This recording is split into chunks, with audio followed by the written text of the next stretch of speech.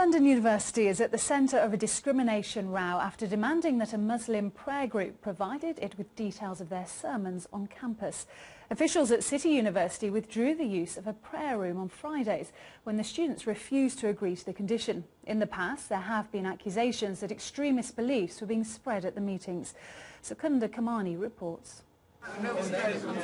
They're searching for an empty room for communal prayers. They find one here, but know they aren't meant to be there. The university have stopped them using the prayer room on Fridays after the students refused to hand in the content of their sermons to university authorities. We feel we're being unjustly targeted. We're welcome to all of our sermons, they're open. We welcome all students, we welcome all staff, but when you start submitting your sermons to be monitored and scrutinized, then there's a chance now for it to be dictated what's allowed and what's not allowed, and we as students don't accept that. 3 years ago, a counter-extremism think tank released a report claiming hardline views and a confrontational atmosphere were being encouraged at Friday's sermons in City University. This is one recording. The Islamic State teaches to cut the hand of the thief. Yes, it does. And it also teaches us to stone the adulterer.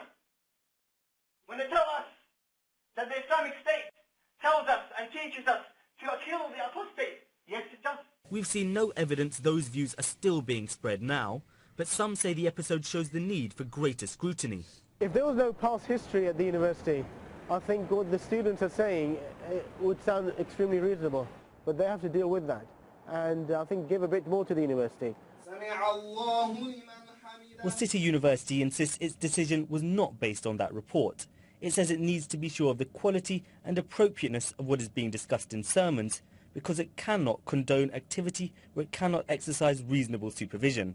It also says that it's identified a number of other nearby locations for prayers. But many Muslim students are still angry. This afternoon, they held prayers outside. Over the past 2 years, the government has increased its focus on combating the threat of extremism on campuses. The challenge for universities is how to deal with that threat without being seen to restrict freedom of speech. Secunda Kamani, BBC London News. Well, we'd like to hear from you on this. You've heard both sides of the debate. So what do you think? Is the university right to request details of the sermons? Or perhaps you think that amounts to censorship? Do get in touch the usual way. The details are on the screen now.